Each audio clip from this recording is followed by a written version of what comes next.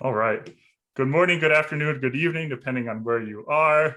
Thank you for joining us for the July 28th SIG CLI biweekly meeting. I will be your host today. And let's start with introductions. Do we have anyone that's new to the call that'd like to introduce themselves? We actually have two new members on the CUI side, Cora and Maria. Maybe they can say hi, tell them what you're doing. Cora first, I guess, in alphabetical order. Yeah, hi, I'm Cora. I'm a PhD student at UCSD, interested in human-computer interaction software engineering research to improve tools for developers. And I've been working with Nick over the summer and conducting user study with CUI. Awesome, Hi, welcome. I'm Maria. Oh, Sorry, go ahead. sorry. I was just saying hi. My name is Maria, and I'm a new full-time employee, and I am working on CUI, specifically on the CLI side of it.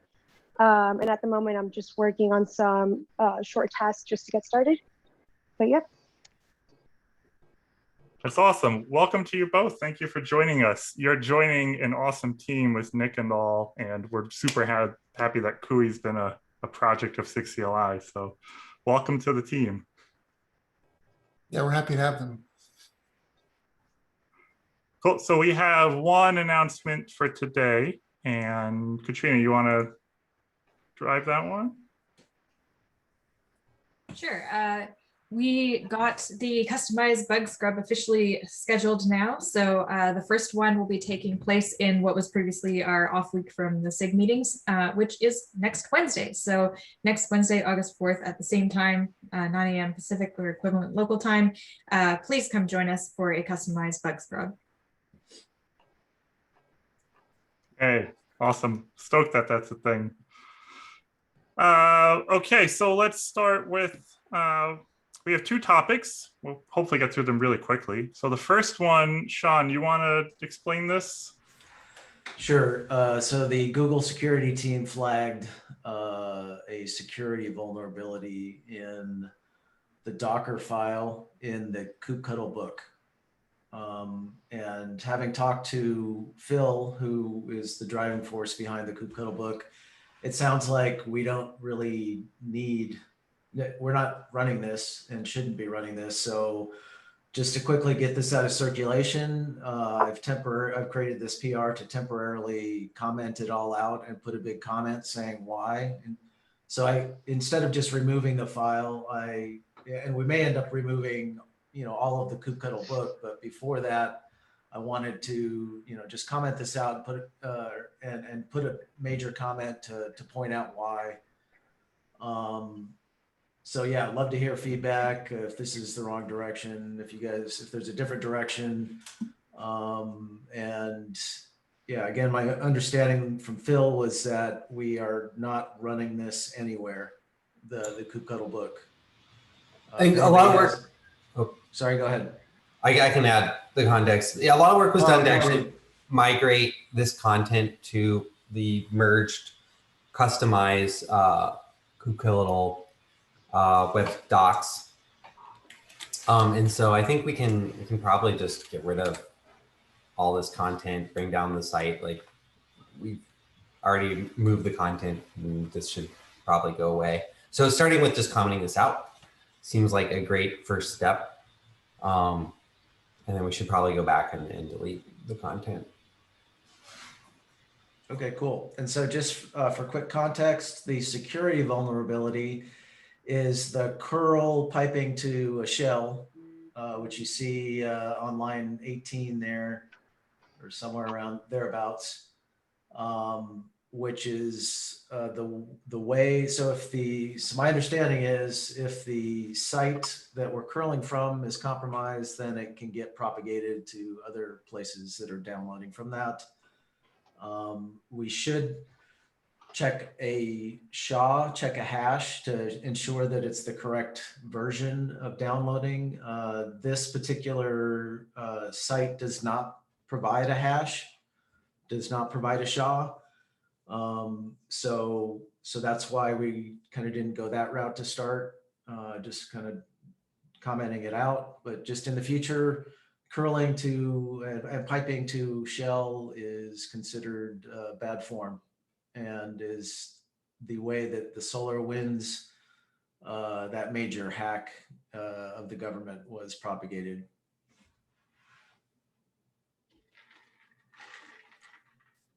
Cool. Thanks, Sean. I imagine we're going to see this popping up a lot more as we phase out that old practice. Yeah. And so right now we're in the middle of a code freeze. And so I think we're going to have fun trying to get this particular thing merged since a release is coming out. But I think, tell me if I'm wrong. I think that this sounds like it has a pretty good reason to get merged. It's not actually code, or not code for an artifact that's going in the release. So what do you think about that, Eddie? Yeah, I would toss it in the milestone, probably check with whoever the release team lead is for this one. I think it's Sarita. But I don't see any objection to that. Yeah, definitely sync with them. It shouldn't affect anywhere or anything in the release process. And that would be good starting point for making sure that this is fixed for 122, and for further versions, we will just get rid of it entirely. Cool, that's it. I wonder if this, I'm just thinking beyond SIG CLI here. I wonder if this is used anywhere else throughout the docs or the project. Who should we tag to do an audit on that? I would probably sync with the docs team. I think we moved the kubectl officially to the docs team, or we were to. I can't remember where that stands. That's definitely would be something that I would double check before the final remove of everything. So the Google security team, I think, flagged maybe 24 of these within Kubernetes and has passed them off to the different teams, I believe. This is the one that ended up on our doorstep. Cool. Thank you, Google security team, for looking out. Okay, last topic we have. This one just kind of came up last night. The TLDR is that it is not possible to set a request timeout for a discovery client right now if you're using the discovery client constructors. That's because Go defaults values to a 0 value. And we have, if you look right there on line 465, it's checking if the timeout is 0. This is a user supplied timeout. So user can pass in 0, which is what client Go says to do to disable timeouts. So it's checking if it's 0. And then if it is, it's overriding it and setting it to the default of 32-second timeout. So just kind of like a little Go thing that bites us sometimes. I think we'll probably need to talk to SIG API machinery on this because this is part of client Go. But yeah, you can set a request timeout of 0 for the rest of kube control.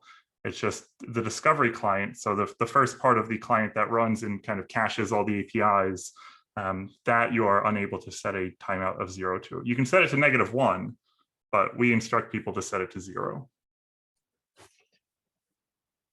Wasn't that done to ensure that we're not overwhelming? Because it isn't. The majority of the requests are being invoked over some period of time, depending on what user is asking. The discover operation is very intense because it literally scrapes top level API and APIs, and then walks through every single API endpoint that is registered in Kube API server, all the extension servers, all the CRDs, everything else that is registered in the Kube API server. So I'm not sure if that somehow wasn't a protection not to overwhelm. On the other hand, we also have burst limits set on the client, if I remember correctly, to ensure that we're not requesting too many at any single point in time. So, yeah. If you flip to the conversation and then go down to the very bottom comment, the documentation for API machine client go config, scroll to the little code snippet at the bottom of the comment, right above your name. There's a Right little above my name. No, down. Oh, down? That's the top. Sorry, yeah, right there at the bottom of my comment. There you go. Yeah, scroll that over. So this is the client go config. And This so one. it says, yeah, it says the maximum length of time to wait, blah, blah, blah. A value of 0 means no timeout. So we're instructing people to do that. So yeah, this is probably an API machinery thing. I tagged Jordan on it because I feel like he usually makes decisions on that kind of stuff. So. Yeah, that seems somewhat reasonable. I'll double check. I remember that I looked at it quickly and figure out that it'll have to be dealt with by the API machinery team because they usually own that piece of code. But I'll definitely check it out today or tomorrow. Cool. Yeah, and this PR just kind of removes the timeout. I mean, removes the default, which is not the right solution in my opinion. So this is just where we're discussing it. That's all I had for this one. Any other topics, or we can move on to stand-ups? Cool. Anyone stand-ups, customize CUI?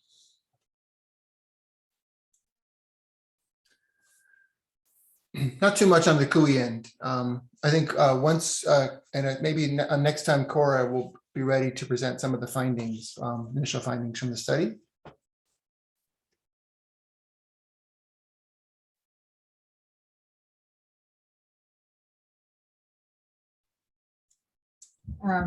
Jeff, I don't know if you have anything to add, but we haven't done anything terribly exciting lately, but some really important work sort of following up on some particular technical debt that we've been wanting to clean up that's in our roadmap. Natasha's doing a bunch of work on that, which is great. I think we already mentioned before that we did get our major bug fix where we had to vendor go YAML. We did get that on time to the release, so that was the big accomplishment recently. And what's happening with that? Are we still using our own forked copy, or?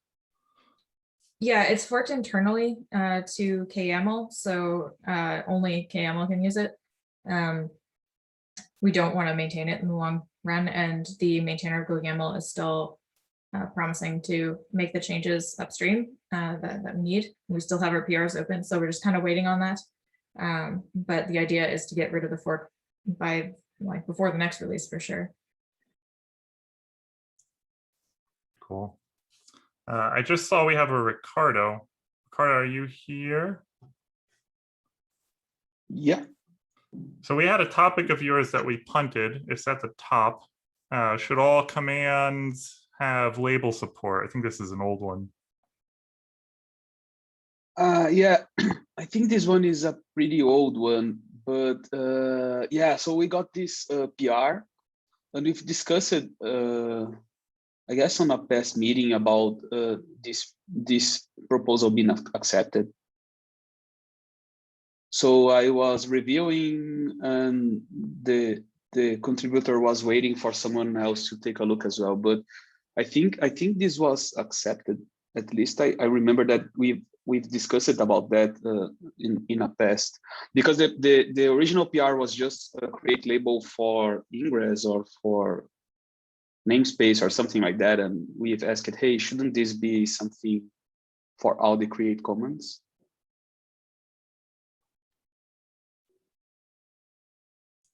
Got it. I see your comment on there too. All right, I'm going to take it off the agenda then. Yeah, I think I'll try to find where in the agenda that's and where we discussed this. I somehow missed this. Maybe it was my only concern about this one is that they are using like K flag instead of L, because L conflicts with the label selector for files. I wasn't aware that we've got -L flag, but that's only about like a user experience thing. Like that's not intuitive to use like -K for labels. Is it only Agreed. about That means shorthand? customize. Yeah. Is it only about a Yeah. shorthand flag? Yeah, I'm inclined to say don't do shorthand flag in that case, and we'll Okay. just go with the current. I'll have a look at the PR sometime later this week or next week. all right, thanks. Cool. And with that, if no one has anything else, everyone can have a bunch of time back. Cool. See ya. Thanks, team. See you next week. Bye. Bye.